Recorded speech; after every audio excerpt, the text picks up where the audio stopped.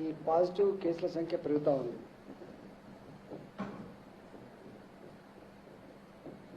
మొదలు ఎంతైతే corona virus మీద భయపడినారో, చనిపోతున్నటువంటి వార్తలు ప్రజల మధ్యలో నిలిచిపోయినాయో, 4 నెలల తర్వాత మార్చ్, ఏప్రిల్, మే, జూన్ ఈ 4 నెలల తర్వాత అదృష్టం కొద్దీ మన దేశంలో ఎక్కువ డెత్స్ లేవు. 5 లక్షల పాజిటివ్ కేసులు ఈ దేశంలో నమోదైతే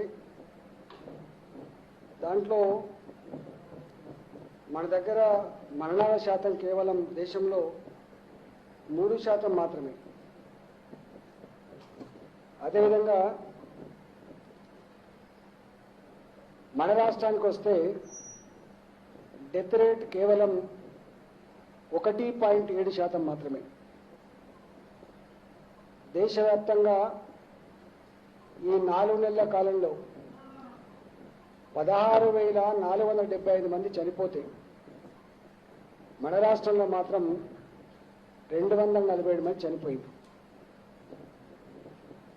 ప్రజలు ఎంతైతే గాబరపడ్డారో, ఎంతైతే ఆందోళనకు గురైందో, భయపడిందో, మరణాల విషయంలో మాత్రం అట్లా లేదు.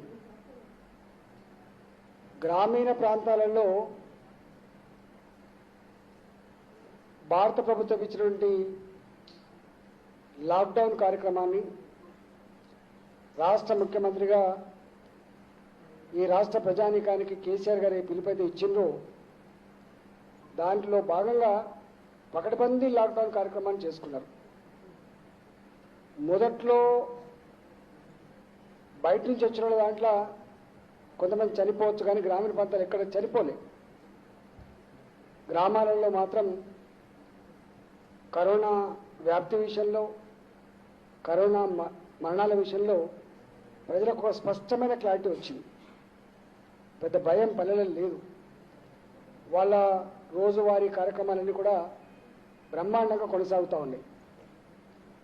ఒక హైదరాబాద్ విషయానికి వస్తే మాత్రం, ఎందుకంటే ఇది కాస్మోపాలిటన్ నగరం కాబట్టి, ఢిల్లీలో, బొంబాయిలో, కలకత్తాలో, మద్రాసులో ఇవాళ ఎట్లయితే కేసులు పెరిగినాయో హైదరాబాద్లో కూడా కొన్ని కేసులు పెరుగుతూ ఉన్నాయి. అంత రేషియోలో కాకుండా కొంత పెరుగుతూ ఉన్నాయి. దీన్ని పకడ్బందీగా కట్టడి చేయాలని నిన్న గౌరవ ముఖ్యమంత్రి గారు మాతో కూలంకుషంగా చర్చించడం జరిగింది. వారు ఒకటే ఆదేశాలు ఇచ్చిండ్రు. ఏ ప్రాంతాలలో అయితే కేసులు పెరుగుతున్నాయో, మరి ముఖ్యంగా వెస్ట్ సైడ్ కొంత పెరుగుతూ ఉంది, సౌత్ సైడ్ కూడా కొంత పెరుగుతూ ఉంది. కాబట్టి వాటి మీద ఫోకస్ పెట్టండి, విస్తృతంగా టెస్టులు చేయండి. టెస్టులు చేసిన తర్వాత మన పాత పద్ధతి ఏదైతే ఉందో, ఐసీఎంఆర్ గైడ్లైన్స్ ఏదైతే ఉందో, ఐసీఎంఆర్ గైడ్లైన్స్ ప్రకారంగా హోమ్ ఐసోలేషన్లో ఉంచి ట్రీట్మెంట్ ఇవ్వండి. డాక్టర్ ట్రీట్మెంట్ కానీ దవాఖానలో ఉండేటువంటి అవసరం ఉంటే తప్పకుండా హాస్పిటల్లో పెట్టమని చెప్పి వారు మళ్ళీ నేను చెప్పడం జరిగింది.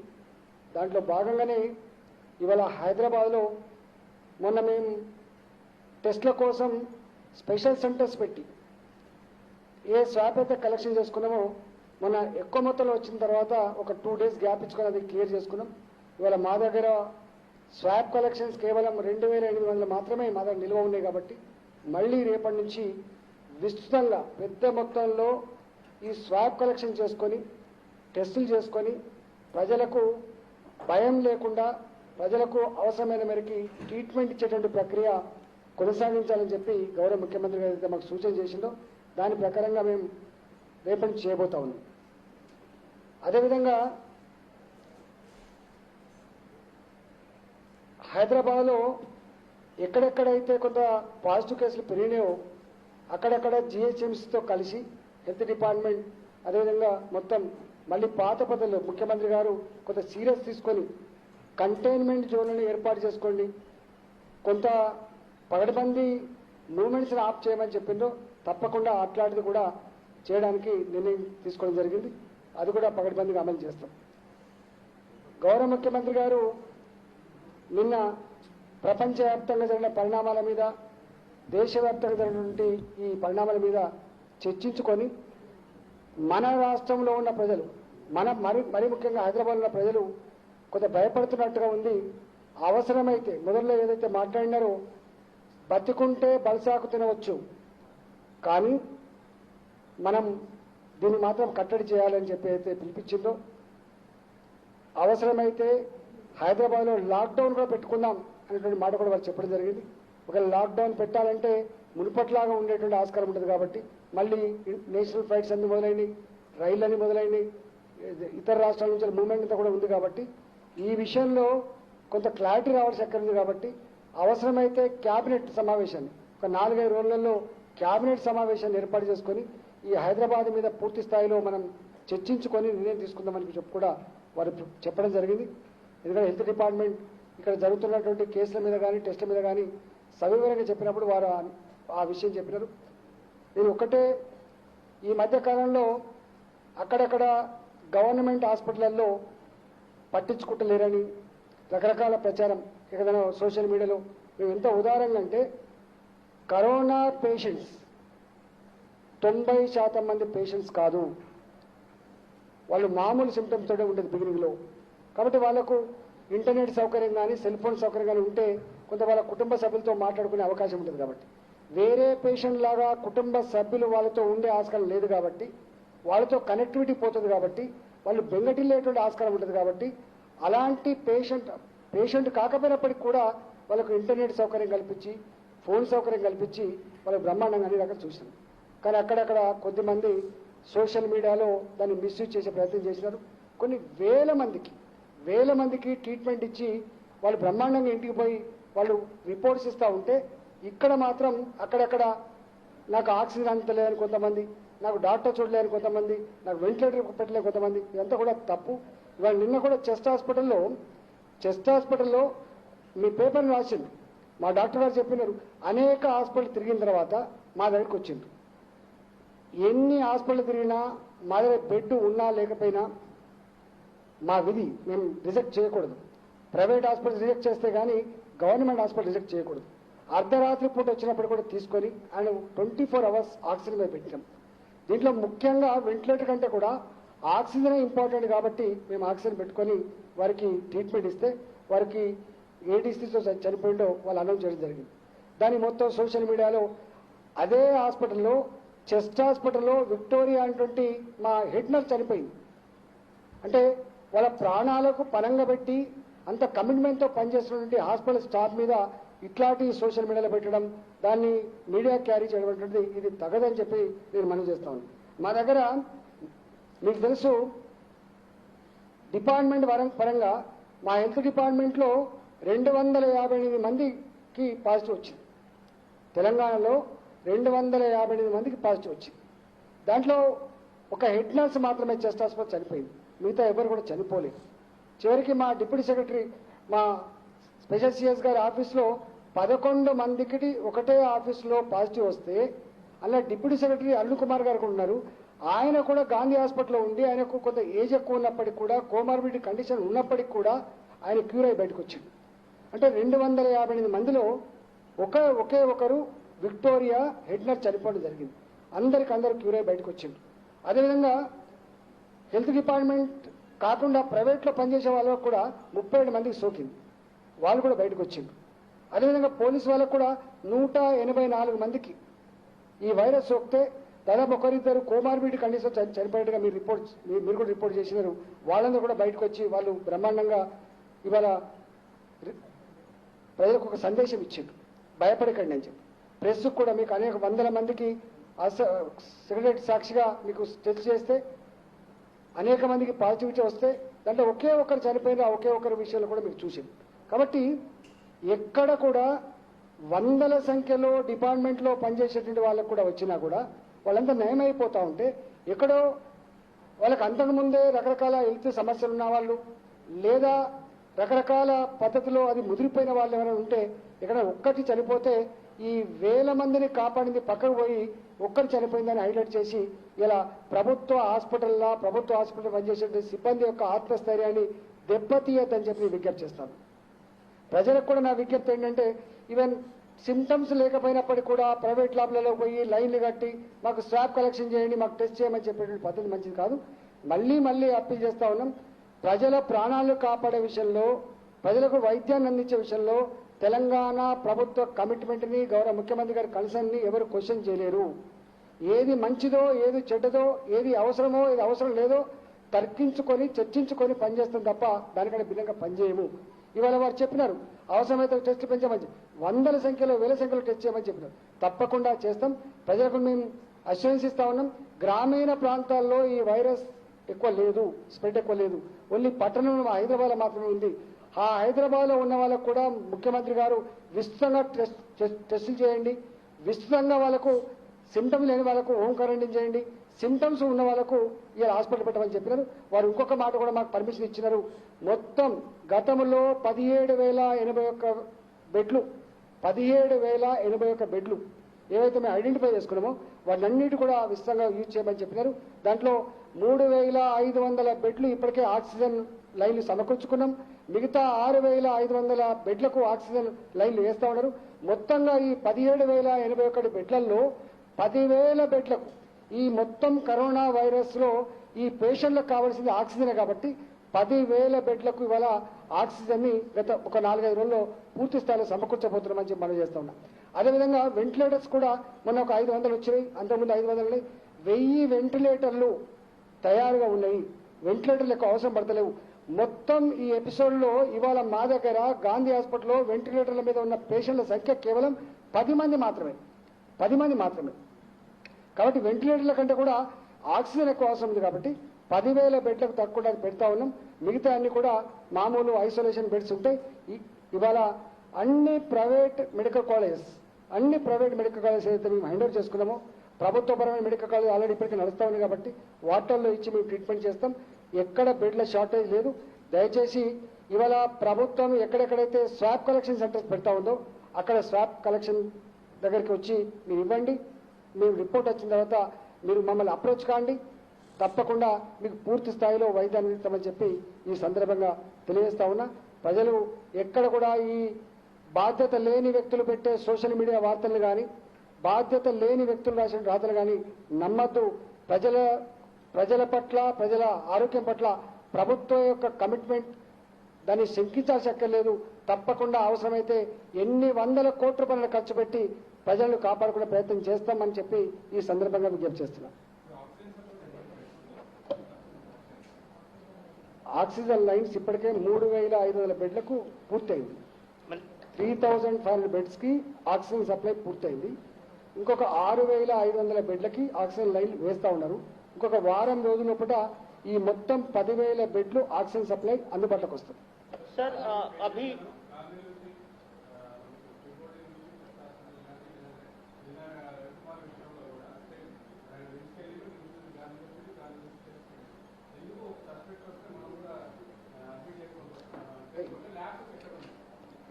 ఇష్యూ ఫస్ట్ మా హాస్పిటల్ కింగ్కోటి హాస్పిటల్ ఆడికి వస్తే గవర్నమెంట్ హాస్పిటల్లో except Gandhi hospital,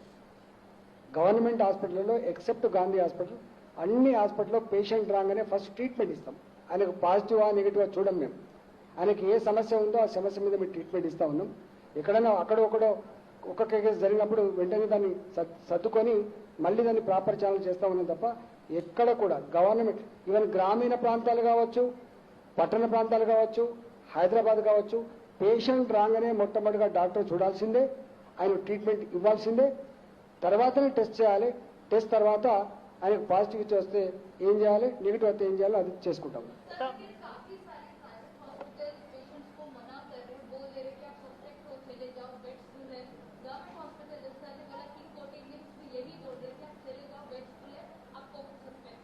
actually private హాస్పిటల్లో ఉన్న బెడ్లు 1000 కంటే ఎక్కువ ఉండవు.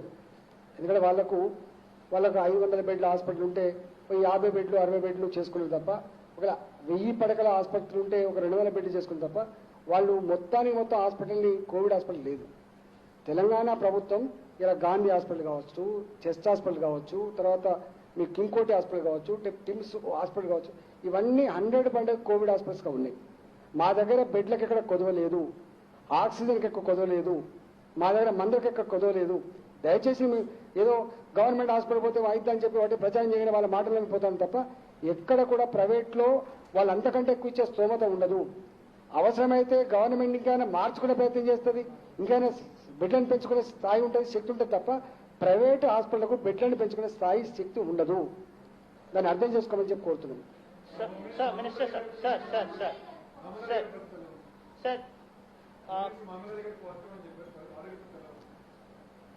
అసలు ఇప్పటికీ అనేక మంది ఎమ్మెల్యేలకు వచ్చింది, ఎవరికైనా ఏమైనా అనేక మంది ఐపీఎస్లోకి వచ్చింది, అనేక మంది ఐఏఎస్లోకి వచ్చింది. కరోనా కులంతో, మతంతో, హోదాతో, అంతస్తుతో సంబంధం ఉండదు. ఇక్కడ ఎక్స్పోజ్ అయితే వస్తుంది, రేపు నాకు రావచ్చు, రేపు మీకు రావచ్చు. కాబట్టి అది పెద్ద ఏదో సీన్ లాగా ఏదో అట్లా చేయదు కదా.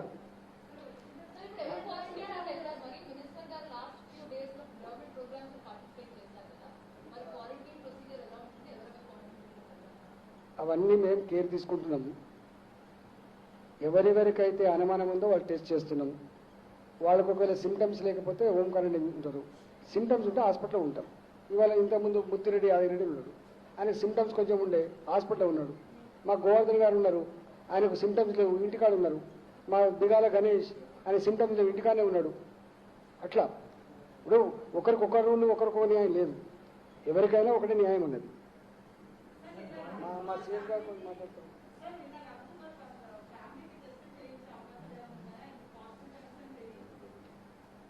ఇప్పుడు చెస్ట్ హాస్పిటల్లో చనిపోయిన రవికుమార్, ఆయనకు పాజిటివ్ వచ్చింది. ఆయన చనిపోయిన తర్వాత తప్పకుండా వాళ్ళందరూ టెస్ట్ చేస్తాం.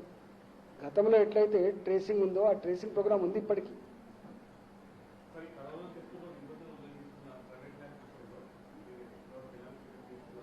యాక్చువల్గా మీకు మొన్న చెప్పినాము, అది ఫ్యాక్ట్. అది జనరల్గా ఇప్పటి వరకు దేశంలో కానీ ప్రపంచంలో కానీ అమెరికా లాంటి దేశంలో కూడా 16.5%, 17% వచ్చింది పాజిటివిటీ రేట్. మన రాష్ట్రంలో కూడా ఇప్పటి వరకు ఉన్న దాంట్లో 15-16% కంటే ఎక్కువ లేదు. కానీ వాళ్ళ కొన్ని ల్యాబులలో చేస్తే 70 నుంచి 80% ఉంది పాజిటివిటీ రేట్. 100 మంది టెస్ట్ చేస్తే 70 మందికి పాజిటివ్, 80 మందికి పాజిటివ్ వచ్చింది. కాబట్టి మా టీమ్స్ అన్ని కూడా వాళ్ళు విజిట్ చేసినారు, దాని మీద ఒక రిపోర్ట్ సబ్మిట్ చేసినారు. వాళ్ళు కొంత రెక్టిఫై చేసుకోవడానికి కొంత సమయం ఇచ్చినారు, ఎందుకంటే టెస్ట్ల ల్యాబులు టెస్టులు చేయాలి కాబట్టి అవన్నీ కూడా రెక్టిఫై చేస్తూ ఉన్నారు. గాంధీ హాస్పిటల్ ఇవన్నిటి మీద నియంత్రణ పెట్టేటువంటి ఆ అధికారం ఐసీఎంఆర్ ఇచ్చింది కాబట్టి అంత కూడా చేస్తా ఉన్నాం. सर मेरा एक सीधा क्वेश्चन है sir. Neighbouring state Andhra Pradesh में वो अब हर एक हाउस होल्ड को सर्वे करने जा रहे हैं, टेस्ट करने जा रहे हैं. हमारे पास हमारी गवर्नमेंट कहती है केसेस मैक्सिमम हैदराबाद में. हम क्यों रिलक्टेंट है टेस्ट करने के लिए सर? हम क्यों नहीं हैदराबाद में massive door to door testing कर रहे हैं? Actually second question sir, second question, अगर हमारे hospitals, government hospital, Gandhi hospital इतने वेल इक्विप्ड हैं, क्यों नहीं पब्लिक रिप्रेजेंटेटिव कॉन्फिडेंस बिल्डिंग के लिए इन हॉस्पिटल में जाके एडमिट हो रहे हैं? वो प्राइवेट हॉस्पिटल में टेस्टिंग कर रहे हैं. Arun Kumar deputy secretary is in Gandhi hospital. But public representative, sir, he is officer, he is doing great thing that he is getting treatment in government hospital. But many of the public representatives, they are getting treatment in corporate hospital, and time and again we are hearing that everything is very fine and very nice in Gandhi hospital. If that is the case, why not these people are admitting there? Suppose నాకు ఒక family doctor ఉంటాడు, వారికి ఒక family doctor ఉంటారు, వీరికి ఒక family doctor ఉంటారు. ఆ ఫ్యామిలీ డాక్టర్ ఎక్కడ ఉంటారో అక్కడ పోతారు. కానీ కొంతమంది ఫ్యామిలీ డాక్టర్స్ ఉంటారు, మీకు తెలుసు. ఎవరికైతే లాంగ్ పెండింగ్ హెల్త్ ఇష్యూస్ ఉంటాయో వాళ్ళకు ఒకటే డాక్టర్ చూస్తారు. కాబట్టి ఆ డాక్టర్ ఏ హాస్పిటల్ పనిచేస్తారో అక్కడ పోయి చూపించుకుంటారు. కానీ మాకు ఆ డాక్టర్ ఉన్నప్పుడు కూడా నువ్వైతే ఇక్కడ రా అని చెప్పలేం కదా మనం.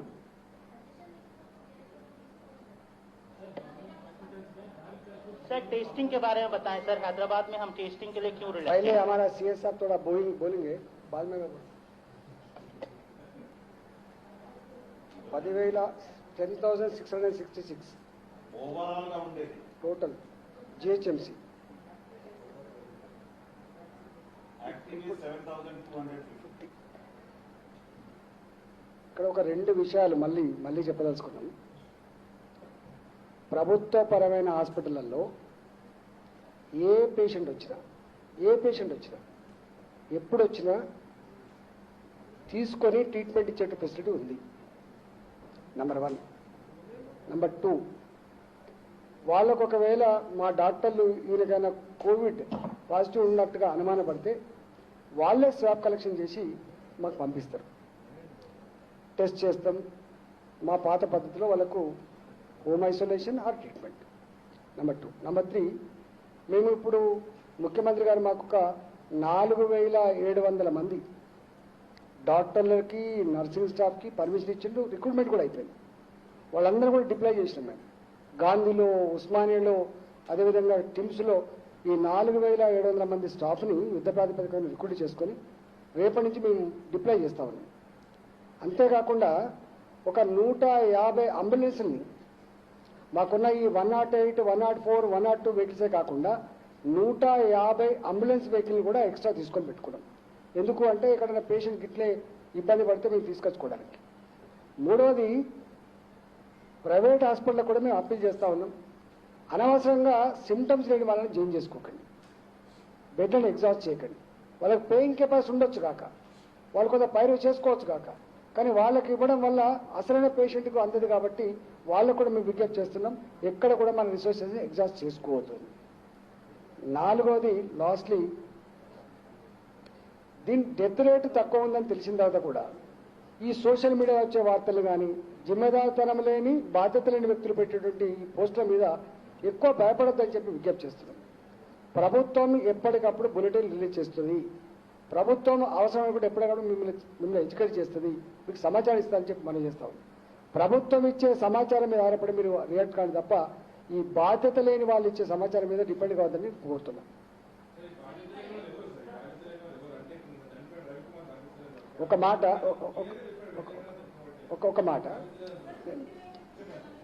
మాట అసలు వెంటిలేటర్ అనేది అవసరం ఉందా లేదా ఎవరు డిసైడ్ చేయాలి?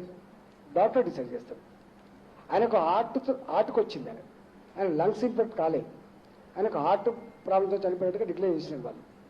కానీ ఆయన మాట్లాడుతున్నప్పుడు కూడా మీరు ఫోటో చూసి ఉంటారు, ఆయనకు ఆక్సిజన్ ఉంది.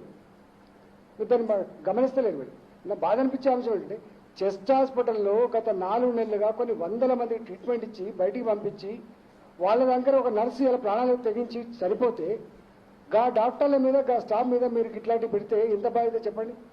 ఎవరు డిసైడ్ చేయాలి? ఆయన సూపరింటెండెంట్ ఇచ్చిండు. ఇప్పుడు ఆయన మాట్లాడింది ఇచ్చింది తప్ప సూపరింటెండెంట్గా మాట్లాడి ఇచ్చినండి చిన్నగా ఇచ్చిండు. మీరు చిన్నగా ఇచ్చిండు. దయచేసి అట్లాంటి పని చేయకండి.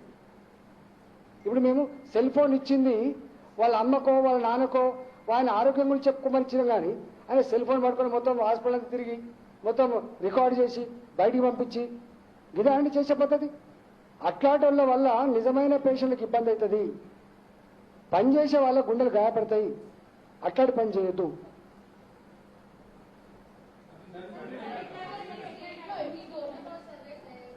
మైకోకార్డియం ఏదో దాంతో చనిపోయినట్టుగా చెప్పింది. మయోకార్డియం డిసీజ్ చనిపోయి చెప్పినారు కదా. Myocarditis is a condition of corona.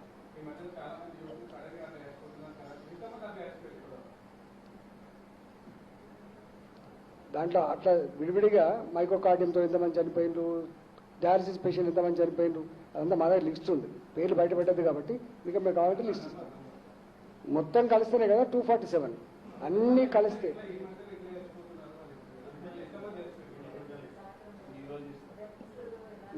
మీకు ఒక మాట, మా దగ్గర ఎంతమంది చనిపోతున్నారో దాంట్లో కూడా విడివిడిగా ఇస్తాం ఇప్పటి నుంచి.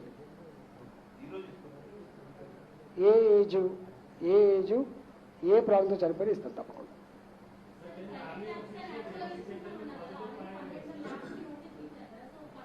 అంటే ఇష్యూ ఏంటంటే మా భావన ల్యాబ్లు మూసేయించే బాధ్యత కాదు. మేము ల్యాబ్లో మూసేయడం కోసం ఇవ్వలేదు, పద్ధతి పాటించమని ఐసీఎంఆర్ గైడ్లైన్స్ సూచన తప్పకుండా అమలు చేయమని చెప్పే దానికోసం మేము ఇచ్చినాం. మేము కూడా చెప్తా ఉన్నాం. అంటే అనుభవం ఉన్నటువంటి గాంధీ హాస్పిటల్ సిబ్బంది మా సైంటిస్టులు ఎవరైతే ఉన్నారో ఆ మైక్రోబయాలజీలో వాళ్ళు పోయి చెప్తా ఉన్నారు. వాళ్ళు కూడా నేర్చుకోవాలి కదా, వాళ్ళు ట్రైనింగ్ పొందినప్పటికీ కూడా కొత్త కాబట్టి కూడా నేర్చుకుంటా ఉన్నారు. రెక్టిఫై చేసుకోవడం కోసం అన్ని సూచనలు సలహాలు ఇస్తాం, అది ఆచరిస్తారని చెప్పి భావిస్తున్నాం. అది ఆచరించలేదు, కేవలం వ్యాపార కోణంలో ఇబ్బడి చేస్తాం, మూసేస్తాం.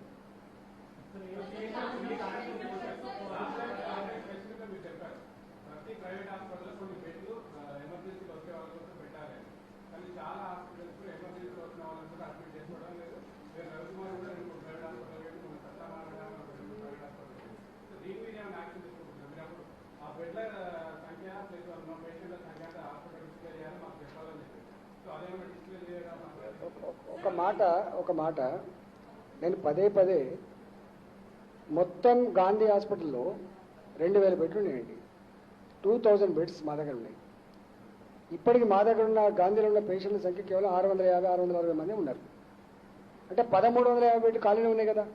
రెండవది, మా దగ్గర కింగ్కోటి హాస్పిటల్ అని చెప్పారు. ఇప్పుడు మీరు ఒక మాట, చెస్ట్ హాస్పిటల్కి రవికుమార్ ఎందుకు పోయిండు? అన్ని హాస్పిటల్ రిజెక్ట్ చేసిన తర్వాత ఏ హాస్పిటల్ పట్టకపోతే మా హాస్పిటల్ పోయిండు. ఆయనను కరోనా ఉందా లేదా చూడలే కదా, మేము చక్కగా తీసుకున్నాం. ఆయనకు ఆయాసం ఉందని చెప్పగానే ఆక్సిజన్ పెట్టినాం, బతికించుకునే ప్రయత్నం చేసినాం కదా మేము. అందుకనే నేనేమంటున్నా, దీంట్లో ఒక 3 విషయాలు. నిమ్స్ లేదు, మాకు Kingkoti hospital, chest hospital, Osmania hospital హైదరాబాద్లో ముఖ్యంగా. గాంధీనేమో వచ్చిన తర్వాత ఫీవర్ హాస్పిటల్ కూడా. అందుకనే అంటే నేనేమంటున్నా అంటే chest hospital, Kingkoti hospital, Osmania general hospital ఇవన్నీ కూడా మెడ్ ఫర్ అన్ని ఏ కేసు వచ్చినా కూడా ఫస్ట్ అక్కడ తీసుకుంటాం మేము. గాంధీలో మాత్రం పాజిటివ్ వచ్చిన తర్వాత తీసుకుంటాం. గాంధీలో ఓపీ లేదు, గాంధీలో ఓన్లీ పాజిటివ్ పేషెంట్స్.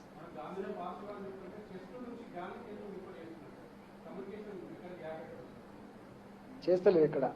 చెస్ట్ నుంచి వెళ్ళి టెస్టులు చేసిన తర్వాత పాజిటివ్ వస్తేనే అక్కడ బెడ్ లేకపోతే చేస్తారు. మీకు తెలుసు, చెస్ట్ హాస్పిటల్లో రెస్పిరేటరీ ప్రాబ్లం కోసం ట్రీట్మెంట్ ఇస్తారు. అక్కడ 115 బెడ్లు మేము కోవిడ్ కోసం పెట్టుకున్నాం. కోవిడ్ కోసం అక్కడ పాజిటివ్ నెగిటివ్ చేసే ల్యాబ్ కాదు అది. ఒకవేళ టెస్ట్ జరగాలంటే మళ్ళీ గాంధీకి రావాల్సిందే.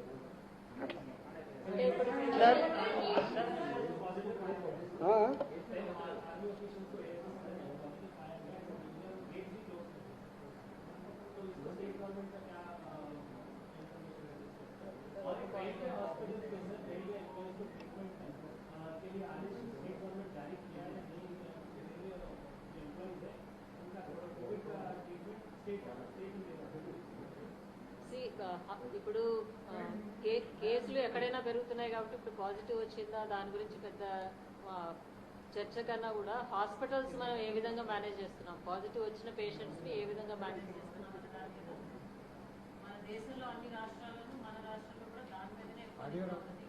ఇప్పుడు మేము 9,000 పేషెంట్స్ ని హాస్పిటల్స్ లో మేనేజ్ చేస్తున్నాము. అందులో చాలా వరకు మనకి 5,000 పైసలకు పేషెంట్స్ ఇప్పటికే రికవర్ అయ్యి బయటకు వచ్చేసారు. వచ్చేసిన తర్వాత ఇప్పుడు 9,000 మంది మా మేనేజ్మెంట్ లో ఉన్నారు. కాబట్టి పేషెంట్స్ తరఫు కూడా చాలా కాన్ఫిడెన్స్ లెవెల్స్ అనేవి పెరిగినాయి. ఇప్పుడు చాలా మైల్డ్ సిమ్టమ్స్ ఉన్న వాళ్ళు ఎక్కువ శాతం ఇంట్లో ఉండడానికే ప్రిఫర్ చేస్తున్నారు. ఇప్పుడు మేము గవర్నమెంట్ తరఫు నుంచి కూడా కోవిడ్ కేర్ బెడ్స్ రెడీ చేసి పెట్టినా కూడా ఇప్పుడు దగ్గర 8,000 పైసలకు పాజిటివ్ పేషెంట్స్ ఇంటి దగ్గర ఉండి ట్రీట్మెంట్ తీసుకోవడానికి సిద్ధపడుతున్నారు. వాళ్ళని మేము ఇంటి దగ్గర నుంచి ప్రతిరోజు మా కాల్ సెంటర్ ద్వారా కాల్ చేసి టెలిమెడిసిన్ సర్వీసెస్ అందజేస్తున్నాము. ఆ 8,000 మందిలో కూడా దాదాపు 1,500 మంది రికవర్ అయ్యి బయటకు వెళ్ళిపోయారు. సో ఓవరాల్ గా ఇప్పుడు పేషెంట్స్ పాజిటివ్ వచ్చింది కాబట్టి భయపడవలసిన అవసరం లేదు. టెస్టింగ్ ఎట్లయితే ర్యాంపప్ చేశామో అదే విధంగా హాస్పిటల్స్ కూడా ఇంతకుముందు మంత్రి గారు చెప్పిన విధంగా అన్ని బెడ్స్ కూడా సంసిద్ధంగా ఉన్నాయి. అయితే ఇప్పుడు ఇందులో ముఖ్యమైన విషయం ఏమిటంటే ఈ హాస్పిటల్ మేనేజ్మెంట్ పాలసీ ఏ విధంగా ఉందంటే ఎవరైనా సస్పెక్ట్స్ ఉంటే సస్పెక్ట్స్ డైరెక్ట్ గా గాంధీకి వెళ్తే అక్కడ అడ్మిషన్ క్లోజ్ చేశారు. ఎందుకంటే ఈ సస్పెక్ట్స్ అసలు పాజిటివ్ పేషెంట్స్ కలిసిపోయి చాలా కన్ఫ్యూజన్ వస్తుంది. తర్వాత సస్పెక్ట్స్ తో పాటు కొంతమంది వాళ్ళ కుటుంబ సభ్యులు కూడా వెళ్తారు. గాంధీ అంతా ఎక్స్క్లూజివ్ గా పాజిటివ్ పేషెంట్స్ పెట్టాం కాబట్టి ఎవరైనా వాకిన్ సస్పిషన్ తోటి వాకిన్ చేయాలంటే అది Kingkoti is our all suspects, covid suspects కి Kingkoti is the OP center. ఆ కింగ్కోటి కాకుండా మేము పెరిఫరల్ గా ఎన్ని చోట్ల అయితే టెస్టింగ్ సెంటర్స్ పెట్టామో 10-15 సెంటర్స్ పెట్టారు జిహెచ్ఎంసీలో. అక్కడ ఎక్కడికైనా వెళ్ళి టెస్ట్ చేయించుకోవచ్చు. అయితే ఇప్పుడు ఆ testing centres other than king కోటి ఒకవేళ ఈవినింగ్ నైట్ టైంలో క్లోజ్ ఉంటే, కింగ్ కోటి మాత్రం it is open round the clock. So any time of the day king కోటికి ఎవరైనా అంటే నైట్ టైం ఆ టైంలో వచ్చిన వాళ్ళు కూడా కింగ్ కోటికి వాకిన్ వెళ్ళాలి. అదే సస్పిషన్ ఆయాసం వస్తుంది లేదా ఇంకేదో దగ్గు జ్వరం ఉన్నదని గాంధీకి వెళ్తే న్యాచురల్గా వాళ్ళు కింగ్ కోటికి రిఫర్ చేయవలసి ఉంటుంది. ఈ ఒక్క పాయింట్ మీరు దయచేసి పబ్లిక్కి ఇన్ఫార్మ్ చేసినట్లయితే కన్సర్న్ ఉన్న వాళ్ళు ఎవరైనా ఆ టైమ్స్ మామూలు టైమింగ్స్లో అయితే వేరే టెస్టింగ్ సెంటర్స్ ఎక్కడికైనా వెళ్ళొచ్చు. ఆ టైమింగ్స్లో వెళ్ళాలంటే కింగ్ కోటికి వెళ్ళినట్టయితే తప్పనిసరిగా ముందు అడ్మిట్ చేసుకుంటారు. అడ్మిట్ చేసుకొని శాంపుల్ కలెక్షన్ చేస్తారు. సైమల్టేనియస్గా ట్రీట్మెంట్ కూడా స్టార్ట్ చేస్తారు. శాంపుల్ పాజిటివ్ వస్తే గాంధీకి షిఫ్ట్ చేస్తారు. సో కింగ్ కోటి is our centre for the entire GHMC. So అక్కడికి ఎవరైనా సరే వాకిన్ వెళ్ళొచ్చు. అదేవిధంగా ఇప్పుడు పాజిటివ్ అని ఏమి ఆందోళన పడవలసిన అవసరం లేదు. So many positive patients are at home. ఇప్పుడు మా ఓన్ ఆఫీస్లో ఇప్పుడు త్వరలో అందరూ ఈ నెక్స్ట్ వీక్ డిశ్చార్జ్ అయ్యి వస్తారు. ఈ వీక్లో కొంతమంది నెక్స్ట్ వీక్ వస్తారు. వచ్చినప్పుడు we will also arrange an interview with all of them. So it is just like any cold fever cough manage చేసిన విధంగా ఇంటి దగ్గర మేనేజ్ చేస్తున్నారు. ఒకవేళ ఏదైనా సమస్యలు ఉంటే మేము హైదరాబాద్లో ఇప్పటికే అదనంగా అంబులెన్సెస్ పెట్టాము. ఈ టెలిమెడిసిన్ సెంటర్ ద్వారా వాళ్ళని సంబంధిత హాస్పిటల్ షిఫ్ట్ చేస్తున్నాం. కానీ అది 1% కేసెస్ కూడా లేవు. It is less than 1% cases. So first thing is positive వచ్చింది కాబట్టి ఆందోళన చెందవలసిన అవసరం లేదు. వాళ్ళు కానీ వాళ్ళ కుటుంబ సభ్యులు కానీ ఆందోళన చెందవలసిన అవసరం లేదు. 85% మంది జస్ట్ టైంలోనే ఒక 1 వీక్ 1.5 వీక్స్ ప్రోటోకాల్ ప్రకారం 17 రోజులు ఉండాలి. 17 రోజుల్లో everybody is getting fine. So only that narrow 5%, 6% people ఎవరైతే హాస్పిటల్కి వెళ్తున్నారో వాళ్ళకే ఫర్దర్ ట్రీట్మెంట్ అవసరం పడుతుంది. మిగతా జనం అంతా కూడా నార్మల్ కోర్స్లో రొటీన్ గానే వాళ్ళే రికవర్ అయిపోయి బయటకు రావడం జరిగింది. మన స్టేట్లోనే చూడండి, ఒకప్పుడు మనం 1 కేసు 2 కేసులు 3 కేసులు లెక్క పెట్టేవాళ్ళం. 5,172 మంది రికవర్ అయి బయట వచ్చారు. మ్యామ్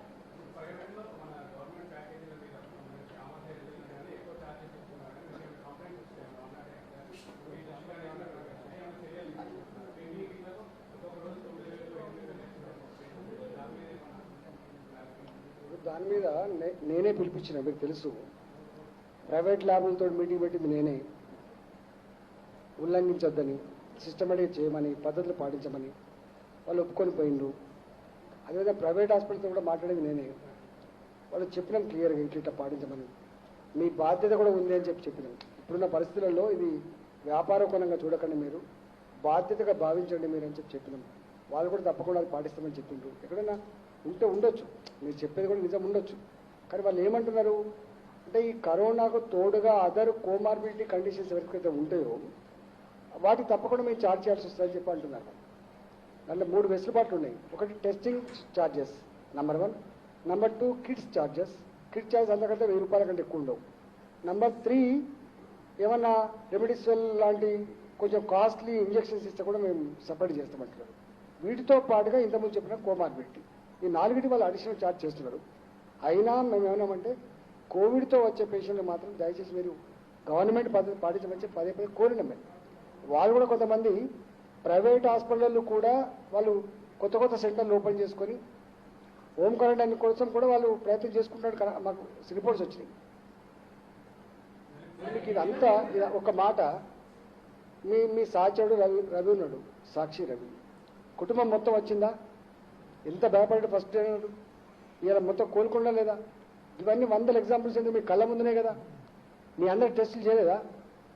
50 మంది వచ్చారు కదా, ఒక్కరికైనా ఏమైనా అయిందా? అందరు మంచి బయటికి పోలేదా?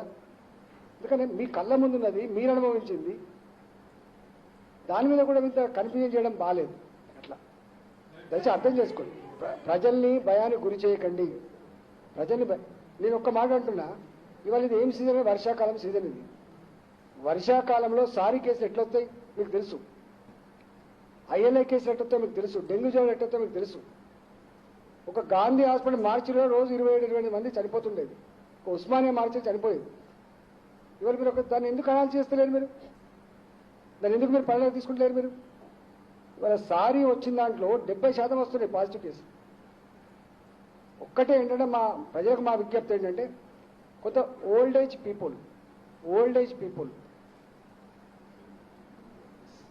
కోమార్బిడిటీ కండిషన్స్ అంటే డయాలసిస్ పేషెంట్లు కానీ, క్యాన్సర్ పేషెంట్లు కానీ, గుండె జబ్బులు ఉన్న వాళ్ళు కానీ, ప్రెగ్నెంట్ లేడీస్ కానీ కొంచెం జాగ్రత్తగా ఉండమని చెప్పి కోరుతున్నాం మేము.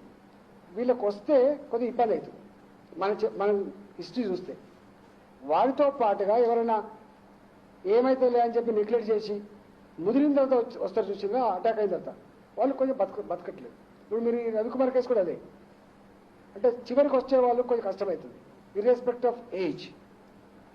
సకాలంలో కనుక డాక్టర్ని కన్సల్ట్ చేసి ట్రీట్మెంట్ అంతే ఎవరు చనిపోవట్లేదు. అట్లంటే వేరే వేలు చనిపోవాలి మరి.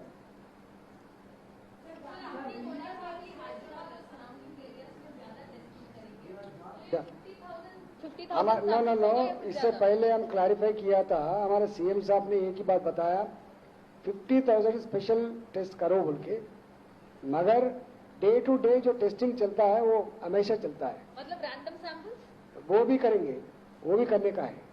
टेस्टिंग के बारे में पीछे हटते नहीं, टेस्टिंग विस्तृत रूप से करने के लिए हमको आदेश मिला है. काफी सारा क्रिटिसिज्म है कि तेलंगाना का टेस्टिंग देश में सबसे लोएस्ट है. देखा जाए तो हम सिर्फ 70,000 सैंपल्स, ओवर 70,000 टेस्ट. जो हमारा जो आईसीएमआर का गाइडलाइंस है सिम्टोमेटिक टेस्ट करो बोल के, अगर सिम्टम नहीं है तो किसको ला के करेंगे, लेकिन किसको लाके करना? कम्युनिटी स्प्रेड आइडेंटिफाई करना है तो टेस्टिंग इनिशिएटिव लेके टेस्टिंग करने की जरूरत नहीं है.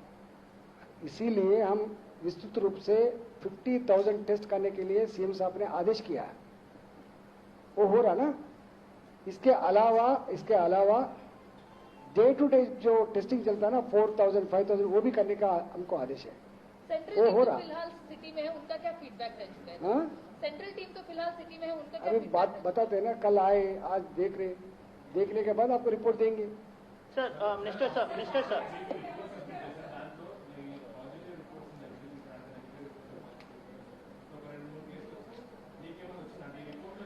సరే నేను ఒక మాట ఇది తెలవాల్సిన ఎక్కడ ఉన్నది. ఇప్పటికి కూడా 100 పాజిటివ్ కేసులు వస్తాయి, అంటే 100 పాజిటివ్ కేసులు నిర్ధారించబడితే అలా 25 మందికి మళ్ళీ నెగిటివ్ వచ్చేసి మళ్ళీ లోపం ఉందని వస్తుంది. ఇవాళ పాజిటివ్ వస్తుంది, రేపు నెగిటివ్ వస్తుంది. ఇట్లాంటివి చాలా వస్తున్నాయి మన దగ్గరికి.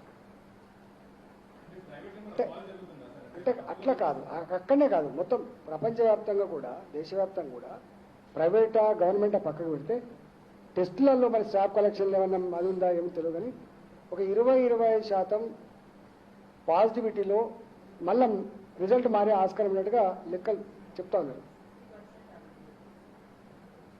60% అక్యురేట్ ఉందట. మరి గంత కన్ఫ్యూజన్ ఉందంటే మరి ఎట్లా చేస్తాం? వస్తుంది, ఇవాళ మీకు పాజిటివ్ వచ్చింది, మళ్ళీ రేపు తీసుకోకపోతే నెగిటివ్ వస్తుంది. వచ్చిన తర్వాత ల్యాబ్లు పనిచేయాలంటామా అంటామా? సరిగా పట్టించుకోలే అంటామా? దీని పద్ధతి అది. దీన్ని అర్థం చేసుకునే ప్రయత్నం చేయండి, దీన్ని ఎడ్యుకేట్ చేసే ప్రయత్నం చేయండి, కన్ఫ్యూజ్ చేసే ప్రయత్నం చేయకండి. దీంట్లో 100% కరోనా అనగానే 100% కరెక్ట్ అనుకోకండి. ఇక ఎవరు చెప్తలేదు, ధైర్యం చేస్తలేదు ఎవరు.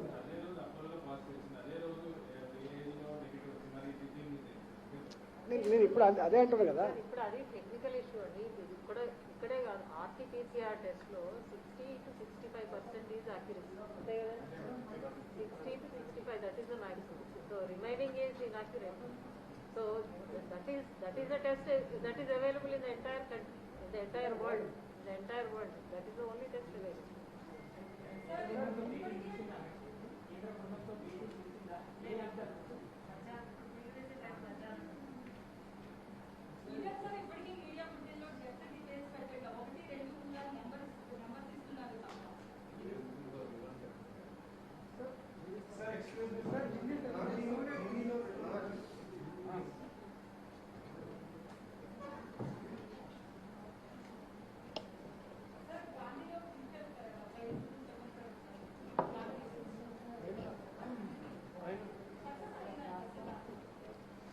ఈ క్లినికల్ ట్రయల్స్ అన్నీ కూడా ఐసీఎంఆర్ గైడ్ చేస్తుంది మనకి. ప్లాస్మా థెరపీ మీద వాళ్ళే గైడ్ చేస్తారు. ప్లాస్మా థెరపీ ఇవ్వాలంటే కూడా మనం ఇవ్వం. పేషెంట్ కండిషన్స్ అన్నీ కూడా ఐసీఎంఆర్ పంపిస్తే వాళ్ళు దీన్ని సూట్ అవుతారా చెప్తారు. దాని ప్రకారమే ప్లాస్మా థెరపీ ఉంటుంది. క్లినికల్ ట్రయల్స్ కూడా ఎవరెవరికి చేయాలి, ఎట్లా చేయాలని కూడా వాళ్ళే గైడ్ చేస్తారు. మన సొంత కవిత్వం ఉండదండి ఇక్కడ. క్లినికల్ ట్రయల్స్ విషయంలో గాంధీ హాస్పిటల్ సొంత కవిత్వం ఉండదు. రాష్ట్ర ప్రభుత్వం cannot take the decision alone. తప్పకుండా వాళ్ళు ఐసీఎంఆర్ చెప్పిన ప్రకారం నడుస్తుంది.